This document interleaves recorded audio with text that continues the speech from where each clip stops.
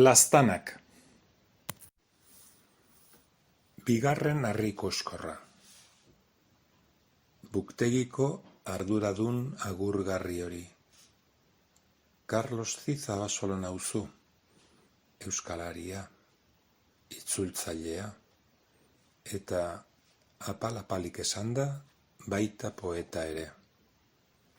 57 urteko adinera iritsia naizenez, uste dut badela garaia euskal literaturari neure bigarren harri koskorra ekartzeko. Izan ere, ez dut literaturaren zubitegian obra bakarreko euskal poeta gisa agertu nahi. Hori dela eta, honekin batera bidaltzen dizkizut, orain arte plazaratu gabeko ene poema guztiak, gutxi baina guztiak, laztanak eta izkorak izenburupean bilduak. Buktegin argitaratzeko modukoak irudituko zaizkizulakoan, aditasunez agurtzen zaitut. 256 keinu heroikori gorazarre. Sartu zinen Euskal Herriko liburu denda batean. Abiatu zinen euskal poesiaren sailera. Asmo hori buruan zeharkatu behar izan zenuen lokal osoa. Bukaeraraino, azken zokondoraino, eta han, harri eta herri eta tropelekoak hautsa pilatzen zeuden apalategiko azken apaletik keinu konplizeak hartu, zabaldu, eta azken poemarekin egin zenuen topo. Zeinean aitortzen bainizun maite zintudala. Zuregatik emaztea eta alaba usteko presnengoela, baldin eta egiten bazenuen, poema liburu hura erosteko keinu heroikoa. Zeina egin baitzenuen, minutu bakan batzuen buruan. Ebaki puntua. Galdutako bi arimagara arrainontzi batean igeri gabiltzanak. Pink Floyd. Babel godorrean gertatutakoa ez zunan hainbesterako izan. Hala pentsatu ninen nik elkar ezagutu genuenean. Ik milaka hizkuntza jakin, nik ordea bi eta libra erdi bat. Eskerrak inkomunikazioa gainditu genuen, laztan bidez ebaki puntu bat topatu genuenean. How I wish you were here.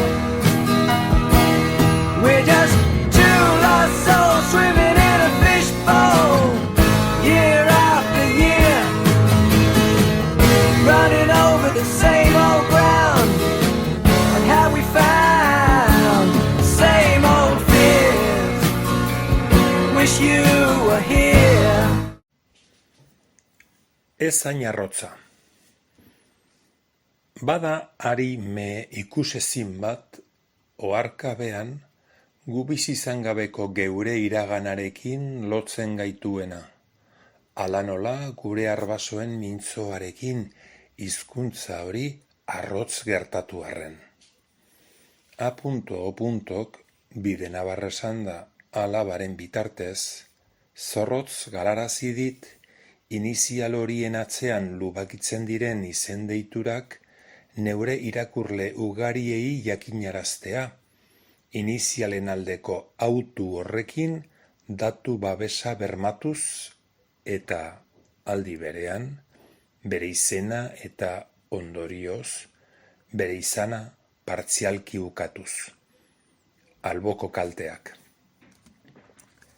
Harira etorriz, A.O. Laratxe edo Alaraix herrian hobetsitako hizkuntzaren arabera jaio zen, protektoratu espainiarraren garaian. Bere bizitzako urte gehienak Madrilen, Espainia eman ditu, hasierako itsasomina gainditurik bertan gozo eginda. Aitaren aldetiko aitona, Palentzia hirian, Gaztela-Leon, Espainia munduratu zen, euskaratik 230 kilometrora. Aitaren aldetiko birraitona, Debakoa, Gipuzkoa, Euskal Herria zuen, euskaldun petoa. Eta hara non duela 4 hilabete, ustekabean, Madrilgo, Espainia, bere etxeko salan atsegin handiz telebistari begira zegoelarik, sortu zen Laratxe edo Alaraix herriko hobetsitako hizkuntzaren arabera birbilobaren eta birraitona debararraren konexio magikoa, odol lotura. Ari ziren pantailan Espainia, errege emeritu delako baten ibilerak zein zuen berri duela oso gutxi arte ezin baitzitekeen jendaurrean eman, banan eta zehatz-mehatz aletzen, sosak gora, sosak behera, maitaleak gora, maitaleak behera. Eta bapatean sortu zen azken aurreko ahapaldian aipatu konexioa. Aparatu katodikoari sorginduta bezala bea, bikain ahoskatu zituen, aitorren hizkuntza zaharrean gertatu zirenez euskaratu behar ez ditudan hitzok.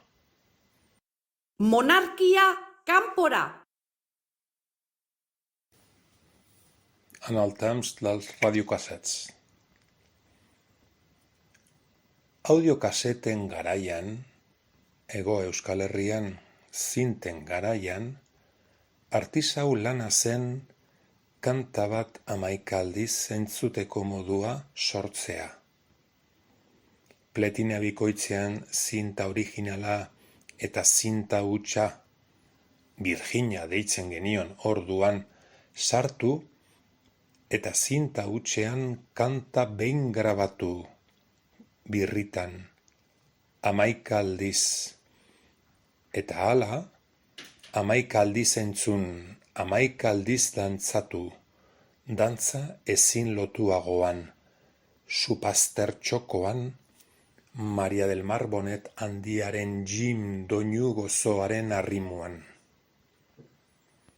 Tamala, adin eta bizi helburu aldea. Sé que el dia que m'estimi em deixarà. Podeu creure'm, sigui avui o bé demà, sempre duré a mi alguna cosa d'així.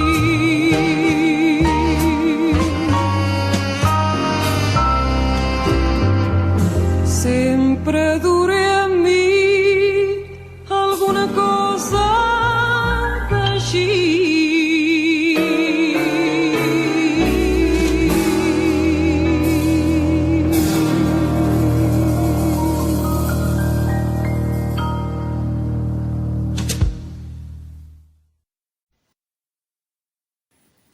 Izengoitiak bat. Norena naiz, izuarena, zeinak hartzen bainau atzamar zahar argietan. Lorategi itzaltxuko untxitxoarena, zeinak usaimena trebatzen baitu. Jirsi Horten.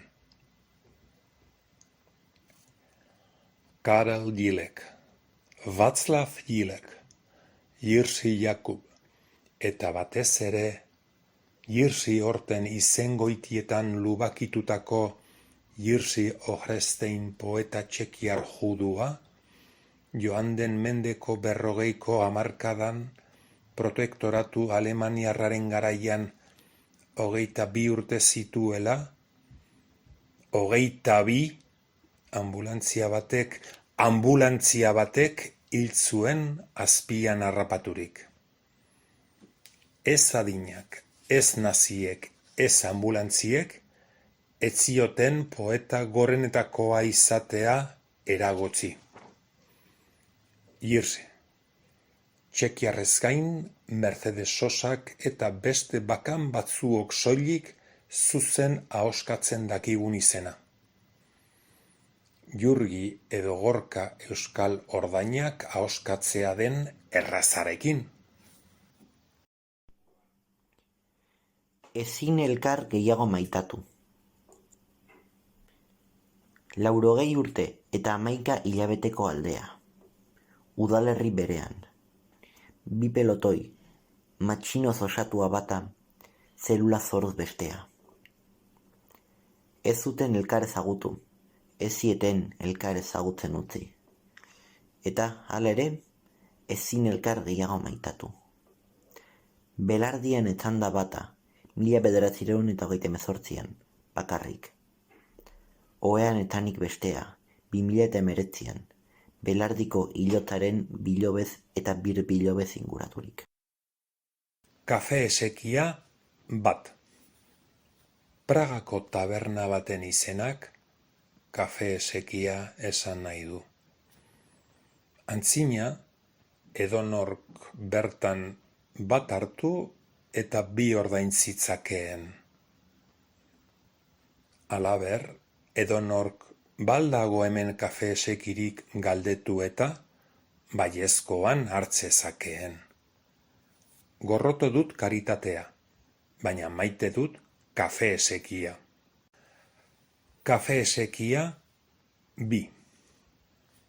Kaixo, mendiatira elkarri postalik bidaltzen ez diogula, eta bada garaia ohitura onak berreskuratzekoa.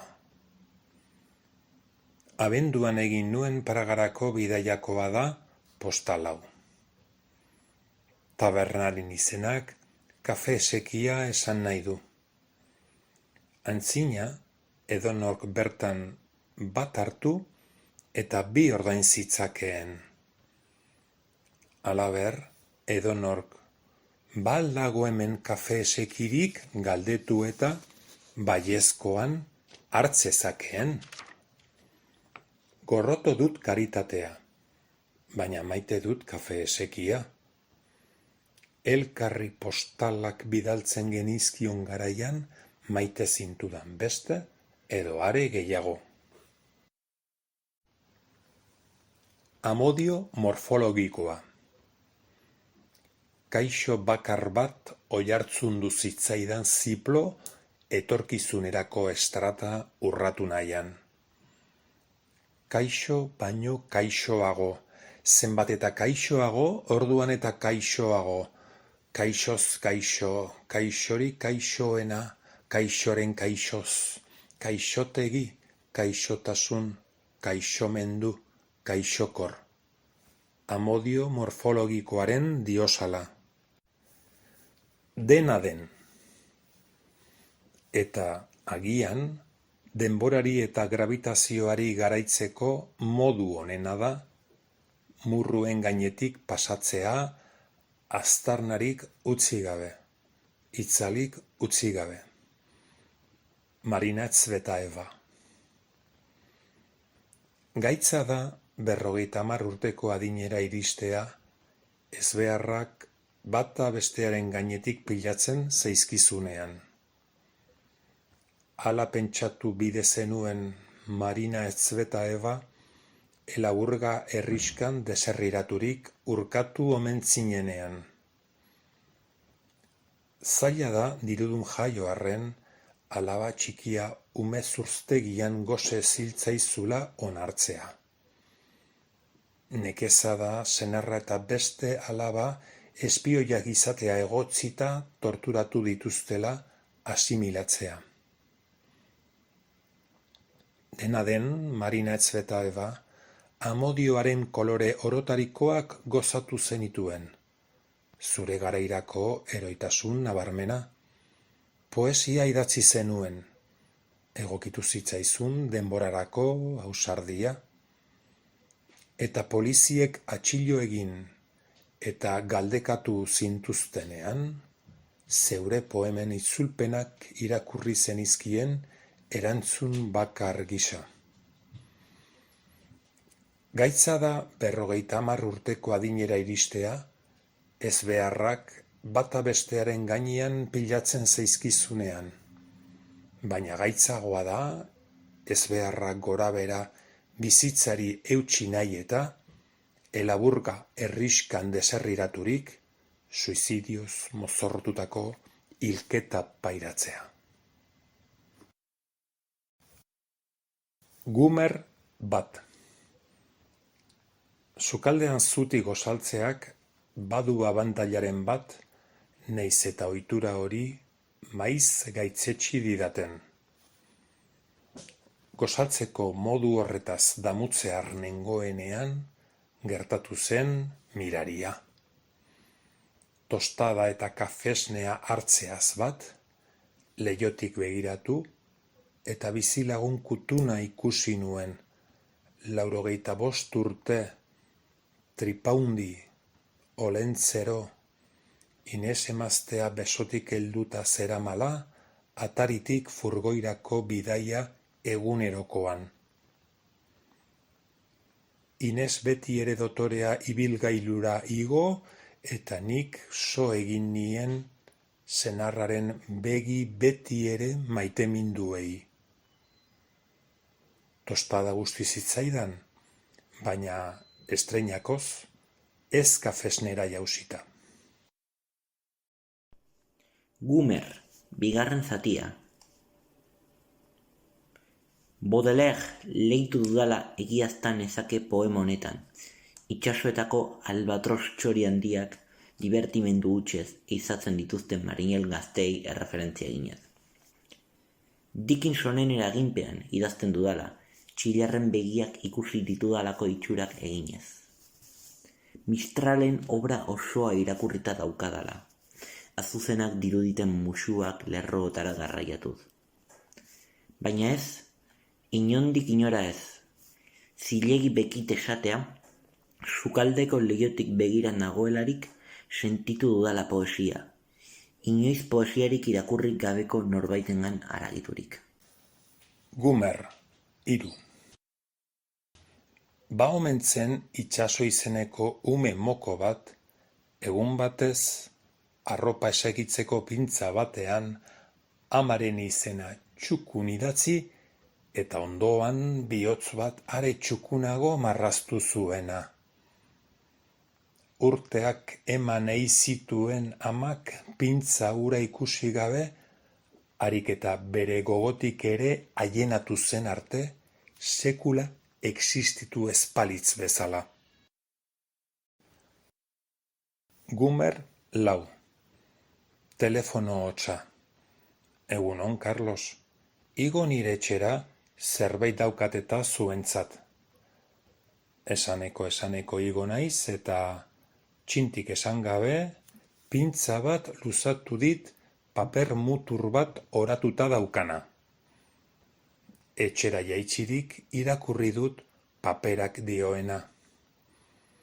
Hemen bukatzen da Lidia izeneko pintzaren istorioa, zeinak egun batez ekin baitzion, arropa esekitzeko sokatik kalera erorita, mundu zabalean barrena bidaiatzeari, harik eta 10. pisuko bizilagun eskuzabalak aurkitu eta jabeari itzuli dion arte. Hitz gutxiko gizon honesta. Intelektualitatearen talaiatik, Salamankako errektoretzatik militar fasisten matxinada bere hitz jario joria baliatuz auspotu zuenari, zeukan izena zeukalarik ere, hiriko seme kutuna eta gainerako lausenguak oro kentzeko ere duintasuna behar da gero. Ernesto Erkoreka jauna, Bilboko historiako alkate isilena.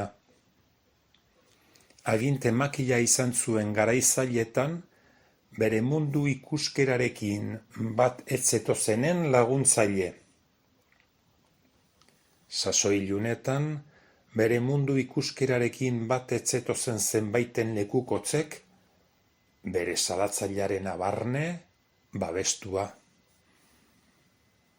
Ernesto Erkoreka jauna, joan den mendeko 50 hamarkadan 91 urte zituela, 91 pistolek Bilboko alkatetza utzarazia izan eta 21 urtera, tranbia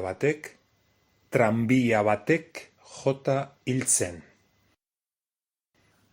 Garrantzitsua da erraza oskatzeko moduko izen bat edukitzea, baina are garrantzitsuagoa honesta izatea. Jakintza. Bigarren liburu hau idazten ari naizela jakin bezain fite, tematu haiz Miren Josune, kosta ala kosta leher edo zaparta bertan agertzen, dela laztanen sailean, dela aizkorenean. Ire nahiari, oi bezala men eginez, eta ire izena euskalduntzeko baldintza negozia ezinpean, poema hau eskaintzen dinat laztanen sailean prefosta, honako hau esateko. Ni baino amini bat lehenago hilko aizela noizbait, eta Donokian agoelarik, inskripzio hau zizelkatuko dudala ire hilarrian. Hemen datza Miren Josune mitiko eta orojakilea. Aizkorak. Intertestualitatea 2. Arestik lehoiak nahi zituen, orain tximeletak nahi dira. Garaiak aldatu dira bai, badirudi lehoiak beharko direla berriz. Erranen dute hau poesia ez dela, eta nik erranen diet poesia aizkora bat dela. Adierazpena. Poema bat, poetari jo dioten aizkorakada baten berri emaile izan daiteke.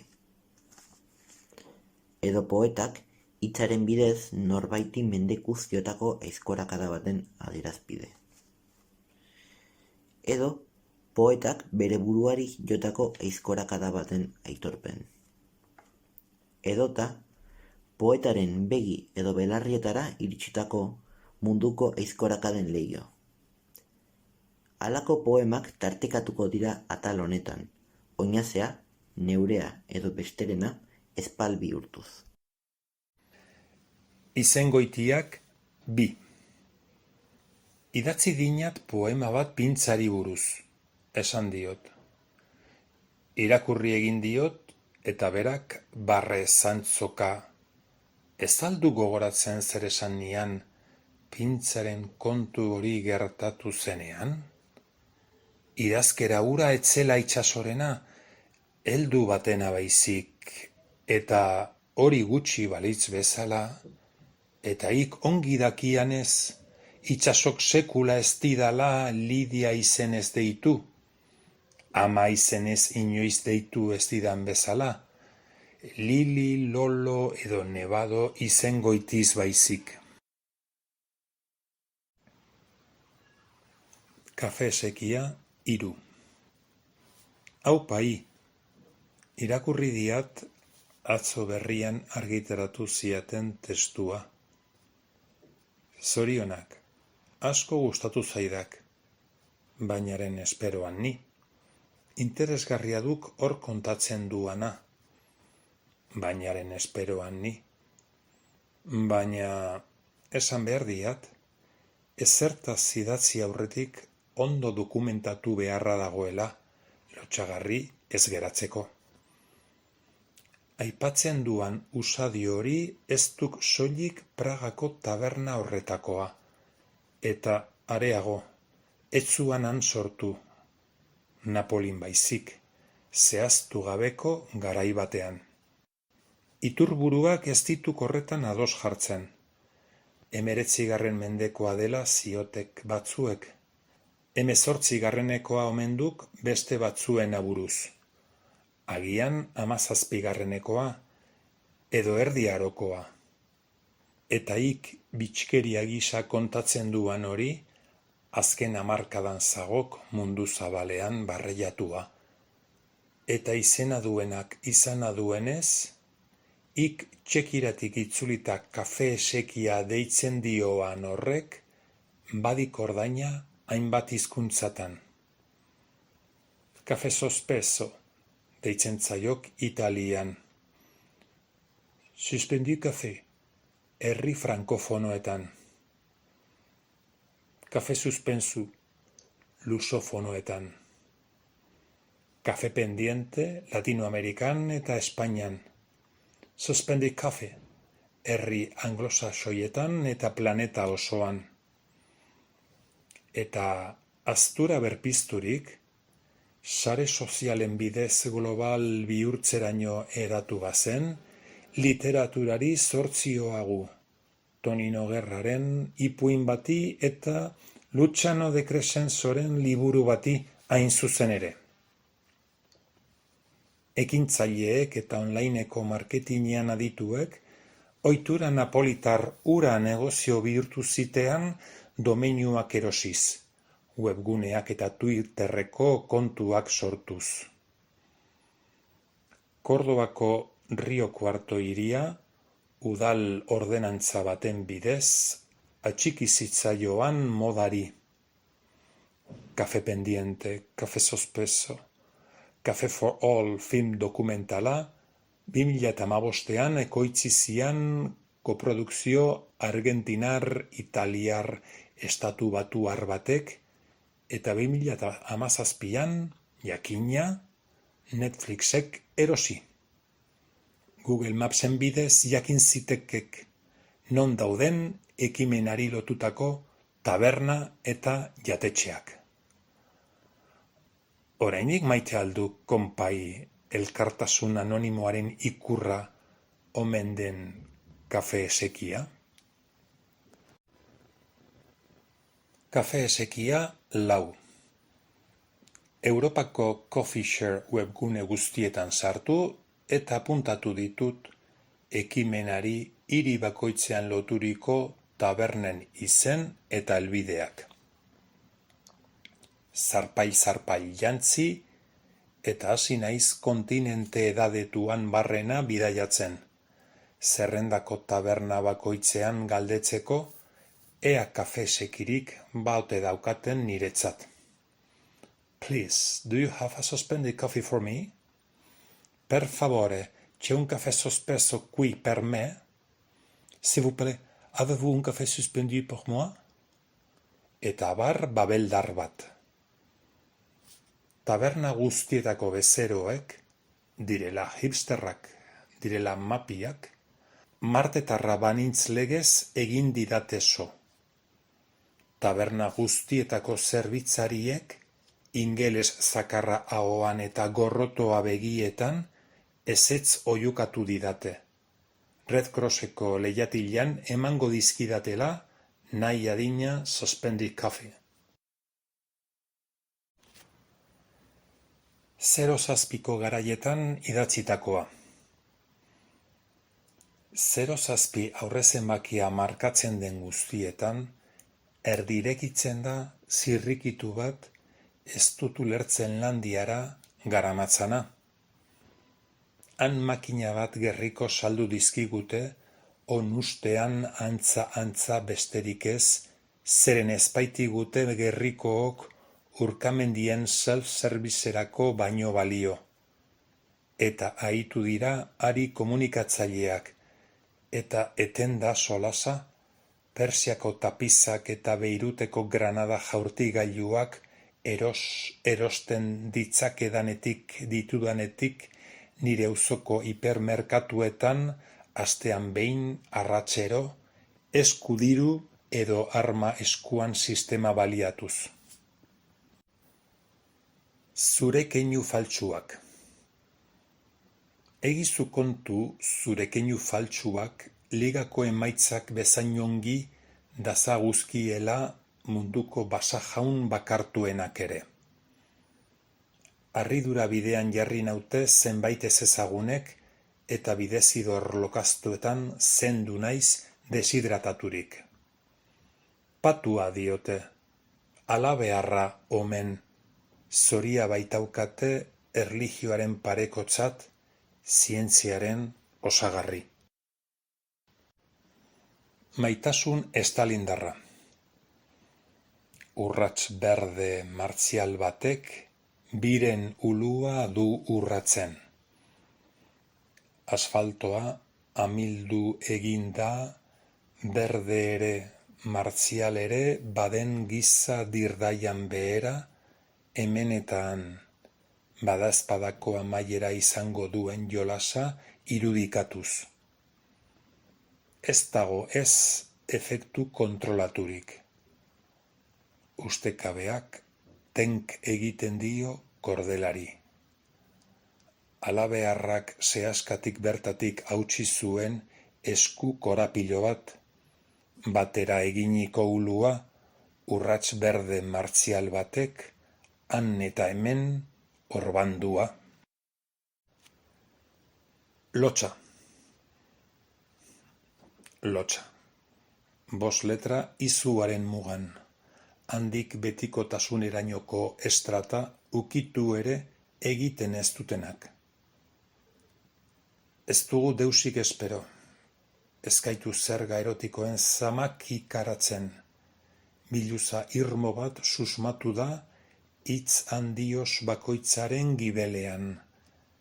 Esteak ebatzi dizkidate goiz ilarki gabe batean eta zeure telefono zenbakia segundoro ez markatzearren zioaren azalpena, lotsaz haragoko barrutian ediren daiteke. Gauero bihurtzen naiz orratz. Gau, ero. Gau, ero. Gau, ero. Masokismoa. Zetazko iskanbila nagusitu da munduaz. Loriari kabe bizi dira gihar erdoilduak. Haieneka eman nahi nuke urte pare bat. Erosta sabatikoa. Zinkurinezko atsedena. Oinazearen orbainetan ezarri omen dute faltsukeria ezezagunaren oroigarria. Tankerik gabe. Pasaporterik gabekoarena. Tren zabilzkit preso, izki-mizkitan barrez. Kartoizko elefanteak basamortuan urrupaka, norenak egin duen jakiteke. Auskalo batek dakien, baietz ala baietz. Kurloiarenak eta 5 esan zizkidaten, hiri ezezagun horretako harresia, lantza eskuan, jagoten ari zirenek. Badakizu, pasaporterik ez eta. Semaforori intsumisioa. Gaur ez dut bakarrik egon nahi. Gaur zebrabidetu egin nahi dut espartinek, oinetakoek eta renta per capita handidun botek zeharkan azaten, bai eta batzuetan takoi konformagaitz psikoanalizagarriek ere. Ni, behin-behineko zebrabide, goletarik gabeko bertute, semafororen aurka naiz borrokatuko antiseptiko desagerkor baiteritzo. Legeak alabe hartutako bertute. Erran nahi baita, ez bertute. Ubisunt. Udazkenak galtzadak trabeskatzen ditu, uinen itzulerak eguzkien satorkeriak ostokatuz. Gaur da etortzeko, kreditu txartelak maginatik ateraz, bisoizko berokiak estalirik eta jainko parabolikoarengan sinesten du. Judizio berriaren aurreko azken jainkoarengan. Ultimatun justifikatua. Eta ustu zait berben lapikoa. mututasunaren ertzetik dagiotitz, gaur gutunik ekarri ez didan mezulari berriari.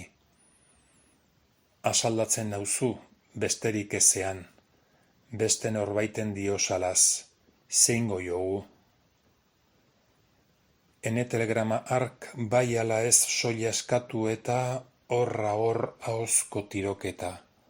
Horren beste esplikazio, horren beste ñabardura. Asia daunatzen ozkailua, purrustaka ari zaretenok ni gorroto. 1,1% ados. Populuaren borondate sakratua. Erratxu zatzaizkit zio zuloan sartu enaizen honi. Lepo egingo nuke, baina noren aurka, zeren alde. Agortu da padura, leku utzi dio beakoen erasoari, mintzoen etxe horratzak. La deritzon birusa. Badago birus bat, mundu zabalean edatuko ez dena, zeren ezpaititu Euskal Herritik haragoko mugak gaindituko. Gure artean ari da zabaltzen, gure izaera ari da suntsitzen, gure enda ari da birrintzen, gazta edo ogia balitz bezala. Eta halere, inor ez da arriskua zohartu, inor ez da asaldatu. Euskaldun batek ahoa irekitzen duen bakoitzean, kutsatzen ditu ingurukoak. Eta euskaltzainburuak ere ez du gaitz horren kontrako txertorik sortu. Badago birus bat, dela oso larria. Filologiaren onurak. Asma, hitz bat, bi esan nahi. Asma, bi hitz, lau esan nahi. Kombinatoriaren legeak poetikaren hobe beharrez. Sintagmen matxinadak leher egin du derrepente. Naita ez batu dira sorkariak eta gaixotasunak. Odola, odola, odola, morfemen itxasolik itxa. Ahoa josi diogu elkarri, hildakoen hautsetik ies.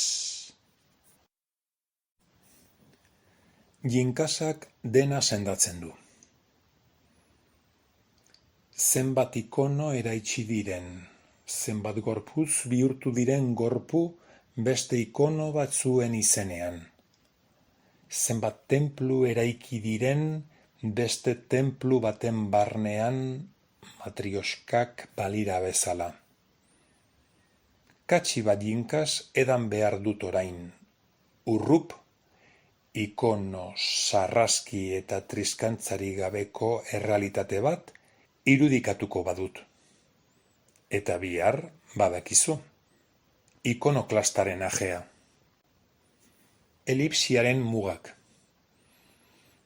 A hori desadostasunez. Joseba Sarrionaindiari maileguagatik. Enaiz bumburi. Zu eta ni maskara beti.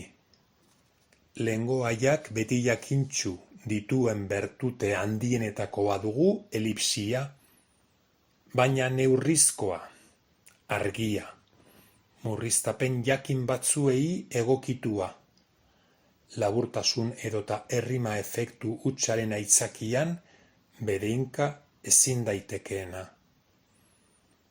Zu eta ni maskara gara beti. Honats elipsiaren murriztapenekin bat datorren sakoneko egitura eta, hortaz, azaleko egituraren interpretazio posible bakarra. Zeina espaitzen pretenditzen bidezena. Zu eta ni maskara gara beti.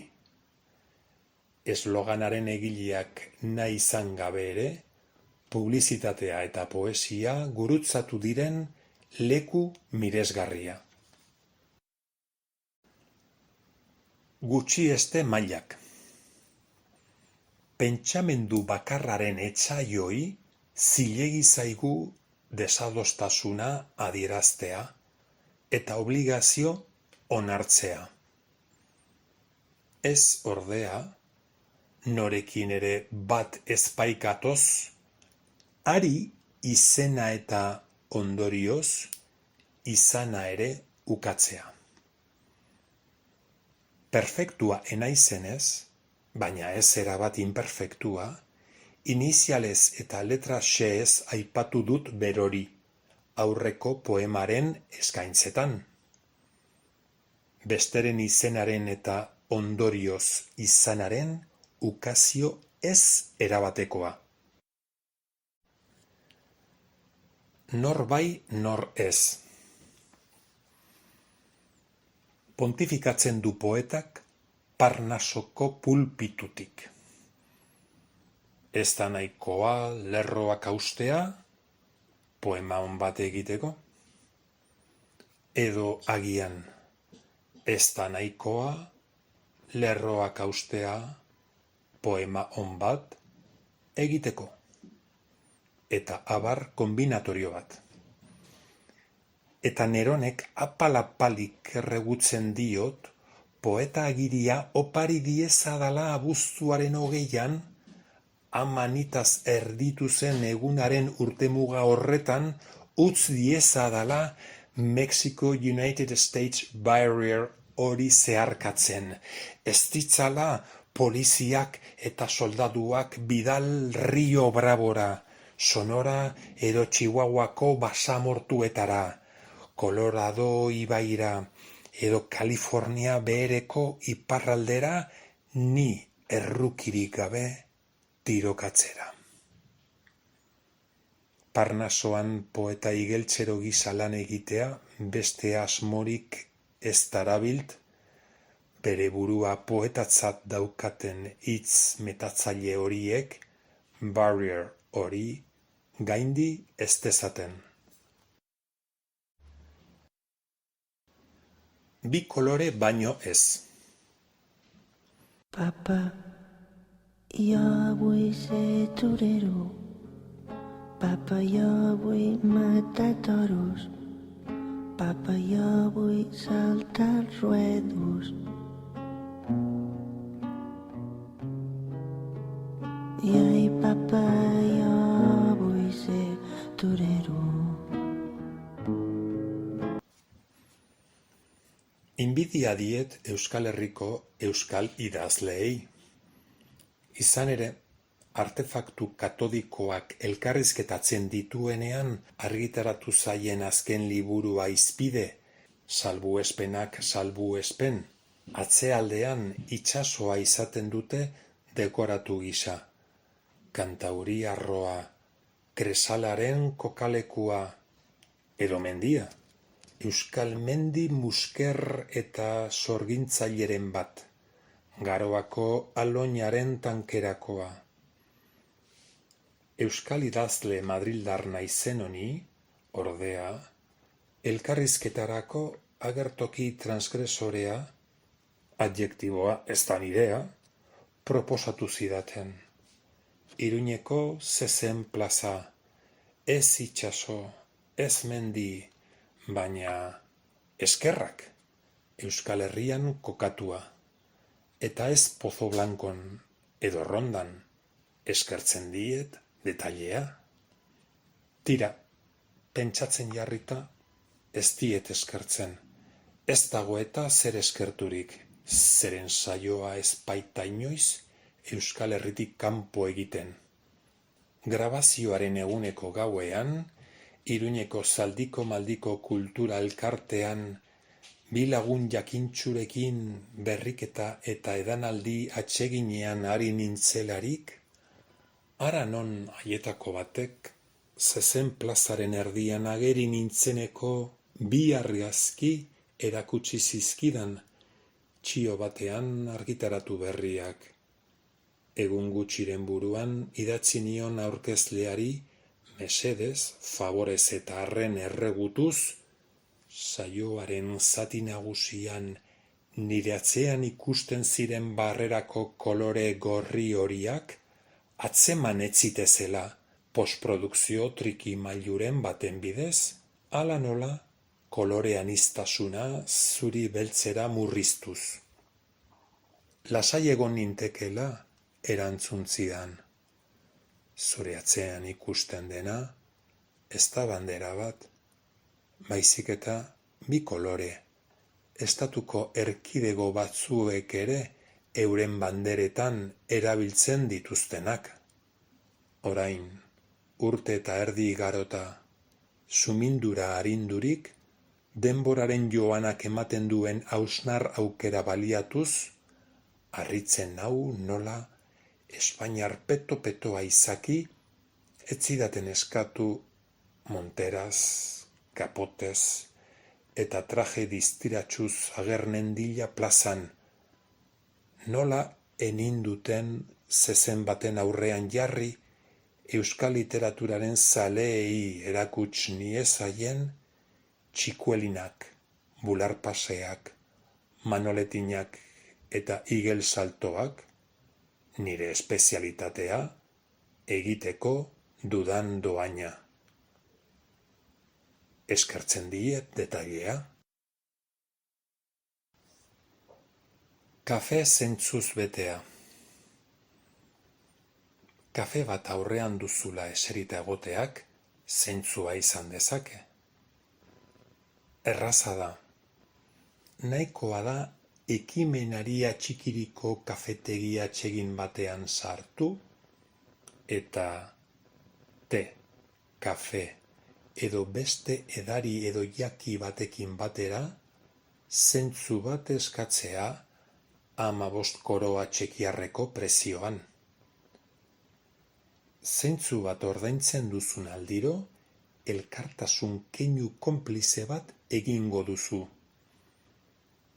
Green Doorseko kafetegietan lanean trebatzen diren gaixo mentalei laguntzera bideratuko dira 15 koroa horiek. Esker ongisa, kafe zentzuz betearen pegatina bat oparituko dizugu. Urrun aldituzu ekimen honetako kafetegiak? Ez zara kafezalea? Ez du axolarik zeure etxeko erosotasunetik ere lagun diezaiokezu eta proiektuari. Klik